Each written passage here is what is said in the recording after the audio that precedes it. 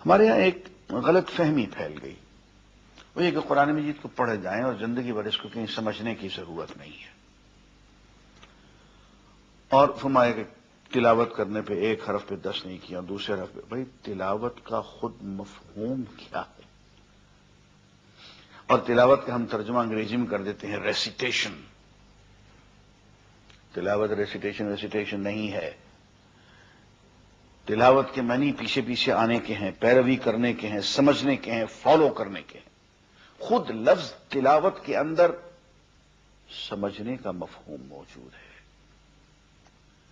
اور صحابہ کی شان سے یہ بات بالکل بعید تھی کہ قرآن مجید پڑھیں اور سمجھیں نہیں۔ سمجھیں گے نہیں تو اس پہ عمل کیسے کریں گے؟ اور اس پہ تو کھلی کھلی احادیث موجود ہیں۔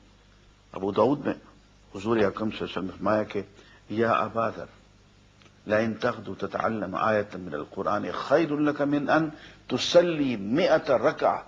اے ابو ذر، اگر تو صبح صبح اٹھ کے قرآن کی ایک آیت سیکھ لے، سمجھ کے پڑھ لے، تو یہ تیرے لیے اس بات سے بہتر ہے کہ تو 100 رکعت نماز نفل پڑھے۔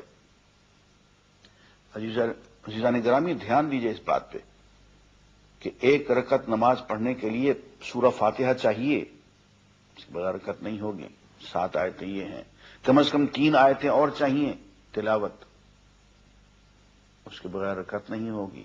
پھر اس کے ساتھ رکوع بھی ہے، سجود بھی ہے، تسبیح بھی، تحلیل بھی، تکبیر بھی، درود بھی، دعا بھی، سلام بھی۔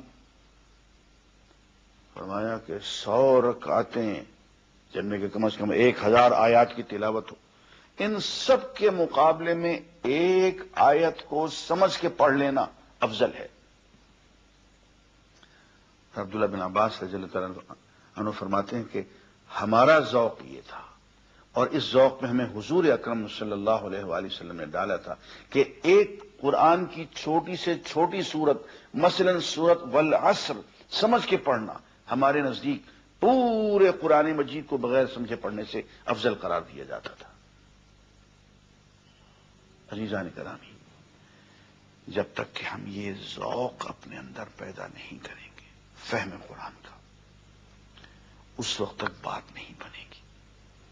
اب دیکھیں نا آیت کیا، قد جاءکم بصائر من ربکم، دیکھو تمہارے پروردگار کی طرف سے تمہارے لیے آنکھیں کھول دینے والی بصیرتیں، آنکھیں کھول دینے والے حقائق نازل ہو چکے ہیں۔ فمن ابصر، جس نے آنکھیں کھول کے پڑھا، فلنفسہ، اس میں اس کا اپنا بھلا ہے۔ ومن عمی،